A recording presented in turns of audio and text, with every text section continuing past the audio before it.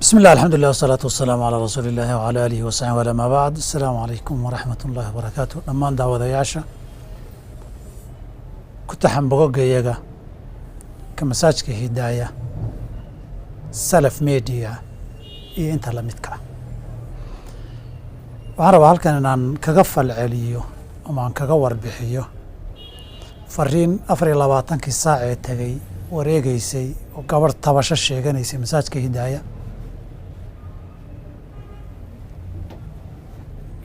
oo dad badan oo khayrka jecelna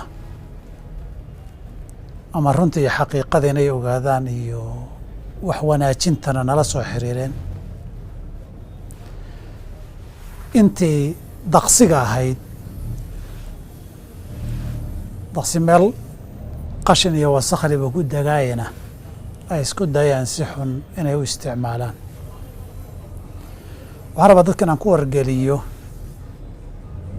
24 saac u dambeysay intii cabashada gabadhu ay soo baxday waxaanu ku howlanayn inaan helno waxa jira iyo waxa xal noqon kara waraysiga maamulka kadib salaadii jumcada kadib waxaanu la kulannay gabadha dadkii xigtadeeda ahaa saan gabadhii u helno maanta casarkii kadib xoogay maqribka ka hor ilaa cishahana maamulkii masaajidka gabadhii iyo dadkii xigtada ahaa ee la dhashayba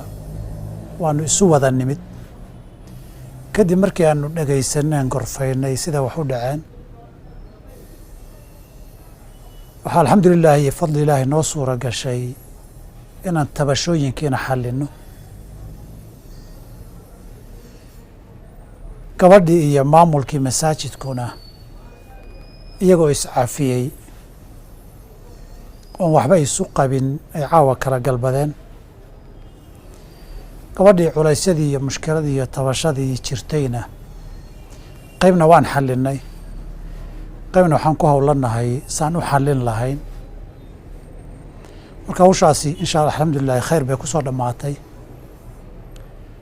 wax badan oo ka mid ahna isfahan waa iyo qaabka wax u dhacayaan iyo xaaladdu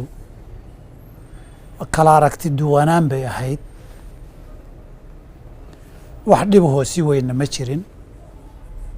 waxaan la xallin karinna ma jirin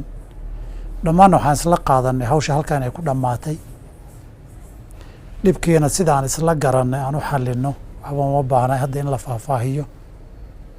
marka sidaasaan ugu bishaaraynayaa dadkii akhyaartii guddiga masaajidka naga maqan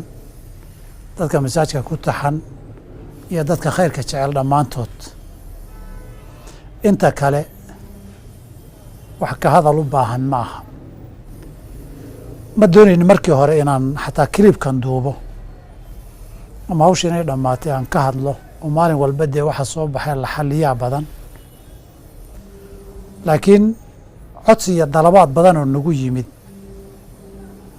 darteed iyo inaan dib kilibyada fiidiyoda waa dambe si khaldan loo adeegsanin darteed baan u doorbiday inaan kelmaddan soo duubo marka khayr allah idin siiyo intii dhammaan nala soo xiriirtay